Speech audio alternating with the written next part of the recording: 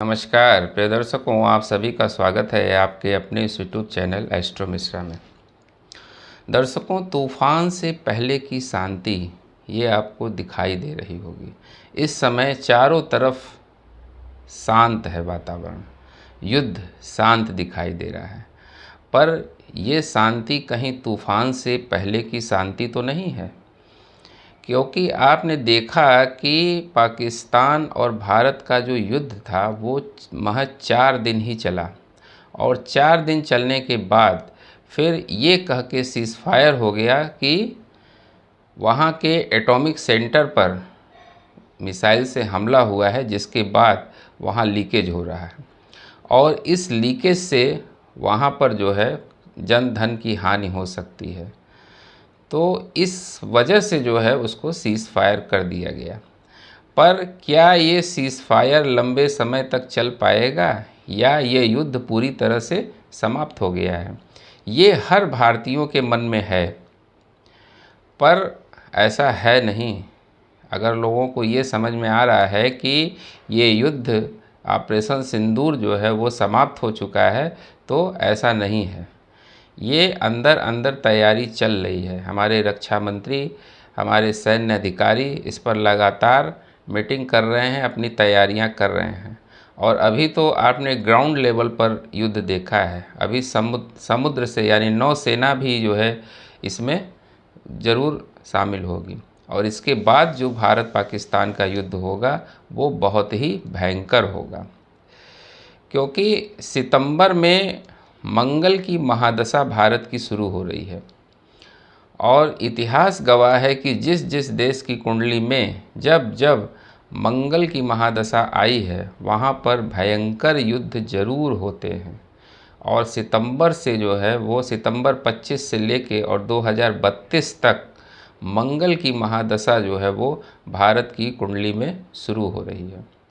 तो इसमें युद्ध तो होना ही है, क्योंकि ये युद्ध जो है वो बिना हुए जो है वो वहाँ पर शांति हो ही नहीं सकती है। अब हमारे जो अधिकारी हैं, सैन्य अधिकारी हैं या रक्षा मंत्री हैं, वो इस पर लगातार मीटिंग कर रहे हैं, अंदर अंदर तैयारियां चल रही हैं। एक्चुअली इस समय बारिश का मौसम चल रहा है, और बारिश के मौसम में युद्ध संभव भी नहीं होता है। तो सितंबर में जो है वो भारत पाकिस्तान का ऑपरेशन सिंदूर 2 फिर से लॉन्च होने जा रहा है।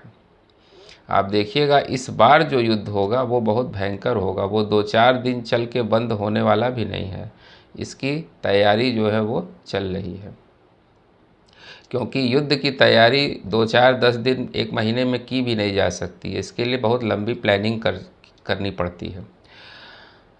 भारत ने जो है वो पाकिस्तान से अपने आतंकवादियों को सौंपने के लिए कहा है। जो 4 हिट लिस्टेड आतंकी हैं उनको सौंपने के लिए कहा है, लेकिन पाकिस्तान इतना आसानी से सौंपने को तैयार थोड़ी ना है। हालांकि बिलावल भुट्टो ने ये कहा कि जो है वहाँ हम हाफिज़ सईद को जो है भारत को सौंप देंगे, लेकिन ऐसा इतना आसान नहीं है। एक्चुअली इस बार जो युद्ध होगा उसमें पाकिस्तान अकेले नहीं लड़ेगा। पाकिस्तान के पीछे कई कंट्रीज़ हैं जो उसको सपोर्ट करने के लिए तैयार हैं।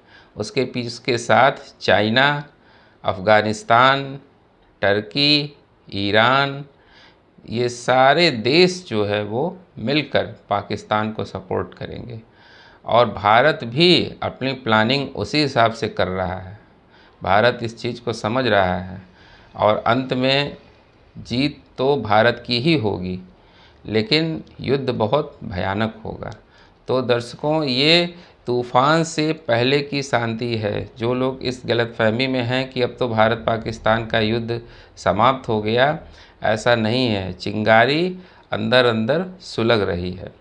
एक्चुअली जो 13 तारीख से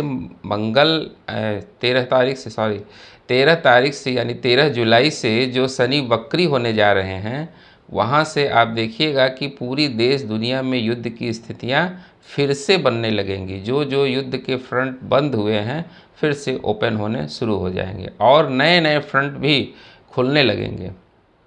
और उसके बाद मंगल का राशि परिवर्तन जो है वो 28 तारीख को हो जाएगा। मंगल सिंह राशि से निकलकर कन्या राशि में आ जाएंगे। तो कन्या राशि में मंगल आएंगे तो मंगल केतु की युति तो भंग होगी, लेकिन शनि जो है वो मंगल के सामने रहेंगे और शनि मंगल का विस्फोटक योग भी बनेगा। इससे आप देखिएगा कि इस समय युद्ध और प्राकृतिक आपदाएं अपने चरम सीमा पर रहेंगी। तो उम्मीद करते हैं दर्शकों हमारा ये वीडियो आपको ज़रूर पसंद आया होगा। मिलते हैं आपसे अगले वीडियो में, तब तक के लिए हमें आज्ञा दीजिए। नमस्कार।